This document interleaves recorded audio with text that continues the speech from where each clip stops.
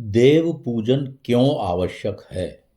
भगवान श्री कृष्ण ने श्रीमद् भगवत गीता के 18वें अध्याय के 46वें श्लोक में कहा है, यतः प्रवृत्तिर्भूतानां येन सर्वमिदं ततं स्वकर्मणा तमभ्यर्च्य सिद्धिं विन्दति मानवः।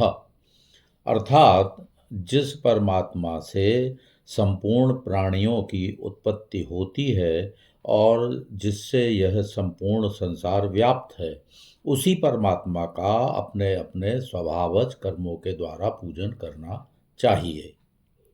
गृहस्थ को कौन से नित्य कर्म करने चाहिए और क्यों?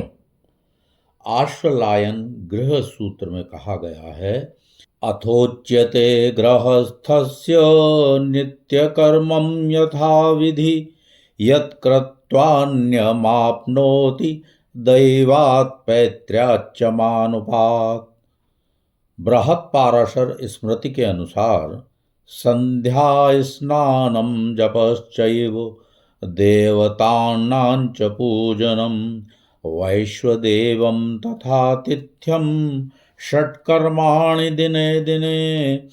अर्थात गृहस्थ को यथा विधि नित्य कर्म करने से देव, ऋषि और पितृ ऋण से छुटकारा होता है।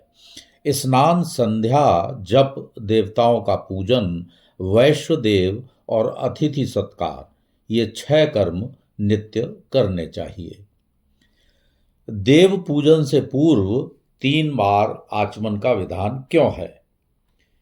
किसी भी पूजन अनुष्ठानादि से पूर्व सामान्यतया दाहिने हाथ में जल लेकर अंगुष्ठ तथा कनिष्ठा को अलग रखते हुए ब्रह्म तीर्थ अर्थात अंगुष्ठ मूल से आगे बताए गए 3 नामों को क्रमशः बोलकर बिना ओष्ठ का शब्द किए आचमन करना चाहिए। ओम केशवाय नमः, ओम नारायणाय नमः, ओम माधवाय नमः। इसके पश्चात अंगुष्ठ मूल से 2 बार होठों को पोंछकर इस मंत्र को बोलकर हाथ धो लें। ओम ऋषिकेशाय नमः। 3 आचमन आत्मशुद्धि का साधन होने के साथ तापत्रय की शांति भी करते हैं। प्रथम आचमन से आध्यात्मिक, द्वितीय से आधि भौतिक तथा तृतीय से आधि दैविक तापों की शांति होती है। देव विग्रहों को स्नान तथा पुष्प आदि अर्पित करते समय क्या विशेष ध्यान रखना चाहिए? हम इन विषयों को शास्त्र के निर्देशों के आधार पर क्रम से प्रस्तुत कर रहे हैं। सर्वप्रथम आचार्य मयूख ग्रंथ का वचन उद्धृत करते हैं, नांगुष्ठैर्मर्दयेद्देवं नाधः पुष्पैः समर्चयेत् कुशाग्रैर्न क्षिपेत्तोयं वज्रपात समं भवेत्। अर्थात देव विग्रहों को अंगूठे से ना मलें और पुष्पों को अधोमुख करके ना चढ़ावें। कुशा के अग्रभाग से देवताओं पर जल न छिड़कें। ऐसा करना वज्रपात तुल्य है। देव विग्रहों को पत्र, पुष्प तथा फल आदि अर्पित करते समय क्या विशेष ध्यान रखना चाहिए? इस विषय में अन्यत्र इस प्रकार शास्त्राज्ञा प्राप्त होती है, पत्रं वा यदि वा पुष्पं फलं नेष्टमधोमुखं यथोत्पन्नं तथा देयं बिल्वपत्रम अधोमुखम। अर्थात पत्र, पुष्प तथा फल का मुख नीचे करके न चढ़ाएं। वे जैसे उत्पन्न होते हैं उनको वैसे ही चढ़ाना चाहिए, किंतु बिल्व पत्र उल्टा करके चढ़ावें। देवताओं को क्या अर्पित करना निषिद्ध है? इस संबंध में हमें यह शास्त्र वचन मिलते हैं। प्रथम, त्रिर्देवेभ्यः प्रक्षालयेत सकृत्पितृभ्यः। द्वितीय, नाक्षतैरर्चयेद् विष्णुं न तुलस्या गणाधिपं न दूर्वया यजेत् दुर्गां बिल्वपत्रैश्च भास्करम् दिवाकरं व्रन्तहीनैर बिल्वपत्रः समर्चयेत्। अर्थात देवताओं को 3 बार और पितरों को 1 बार धोकर अक्षत चढ़ाएं। विष्णु को चावल, गणेश को तुलसी, दुर्गा को दूर्वा और सूर्य नारायण को बिल्वपत्र न चढ़ाएं, किंतु डंडी तोड़कर सूर्य नारायण को बिल्वपत्र चढ़ा सकते हैं। वृक्ष से तुलसी ग्रहण के क्या नियम है?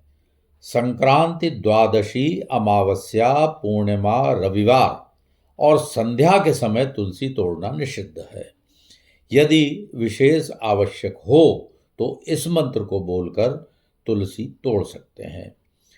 त्वदंग संभवेन त्वां पूजयामि यथा हरिं तथा नाशय विघ्नं मे ततो यान्ति परांगतिम। वृक्ष से तुलसी ग्रहण करते समय यह मंत्र बोलें। तुलस्यमृत जन्मासि सदा त्वं केशव प्रिया केशवार्थे चिनोमि त्वां वरदा भव शोभने। शालग्राम अथवा विष्णु पूजन संपन्न हो जाने के उपरांत चरणामृत ग्रहण की विधि क्या है तथा चरणामृत किन किन मंत्रों से ग्रहण करना चाहिए? भगवान का चरणोदक अमृत तुल्य होने से चरणामृत कहा जाता है। चरणामृत ग्रहण करने के लिए बाएं हाथ पर दोहरा वस्त्र रखकर दाहिना हाथ रखें। पश्चात चरणामृत इस मंत्र से पान करें। ध्यान रखें चरणामृत कण पृथ्वी पर न गिरें। चरणामृत ग्रहण मंत्र।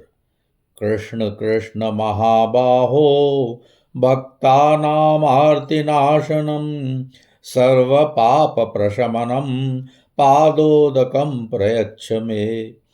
समंत्र चरणामृत ग्रहण कर इस मंत्र को बोलते हुए चरणामृत अर्थात पादोदक पान करें। अकाल मृत्युहरणं सर्वव्याधि विनाशनं विष्णुपादोदकं पीत्वा पुनर्जन्म न विद्यते। पूजा के अनंतर तुलसी, पंचामृत इन मंत्रों से ग्रहण करने चाहिए। तुलसी पत्र प्रसाद ग्रहण मंत्र। पूजनानंतरं विष्णोरर्पितं तुलसीदलं भक्षहे देह शुद्ध्यर्थं चांद्रायण शताधिकम। पंचामृत ग्रहण करने के मंत्र से पूर्व पंचामृत क्या है यह जानना आवश्यक है। आपटे संस्कृत कोश के अनुसार देव पूजा के लिए 5 मिष्ट पदार्थों का संग्रह पंचामृत कहलाता है। ये 5 पदार्थ हैं दुग्धम च शर्करा चैव घृतम दधि तथा मधु।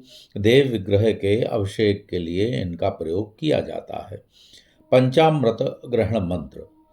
दुख दौर्भाग्य नाशाय सर्वपापक्षयाय च विष्णोः पंचामृतं प्रीत्वा पुनर्जन्म न विद्यते। देव पूजन में प्रयोग की जाने वाली विशिष्ट सामग्रियों यथा पंचपल्लव, पंचरत्न, पंचगव्य, पंचधान्य के घटक कौन कौन से हैं? पंचपल्लव। जिस प्रकार वृक्षों के बिना हमारा जीवन अधूरा है, उसी प्रकार सामान्यतया हमारे समस्त पूजनादि मांगलिक कार्यों में पल्लवों, फलों तथा वृक्षों से प्राप्त अन्य उत्पादों को महत्वपूर्ण स्थान दिया गया है। पूजा में पंचपल्लव अर्थात 5 वृक्षों के पल्लवों का प्रयोग किया जाता है। ये हैं बरगद, पीपल, आम, पाकड़ और गूलर। पंचरत्न। कलश में इन पंचरत्नों का भी प्रयोग किया जाता है। सोना, हीरा, मोती, पुखराज और नीलम, अथवा सोना, चांदी, तांबा, मूंगा और मोती। पंचगव्य। गौ माता से प्राप्त 5 पदार्थों के निश्चित अनुपात में मिश्रण से प्राप्त होता है। ये पदार्थ हैं 1 भाग गोबर, 2 भाग गोमूत्र और 4 भाग दुग्ध, 2 भाग घृत तथा 2 भाग दही। पंचधान्य तिल, मूंग, जौ, उड़द और चावल।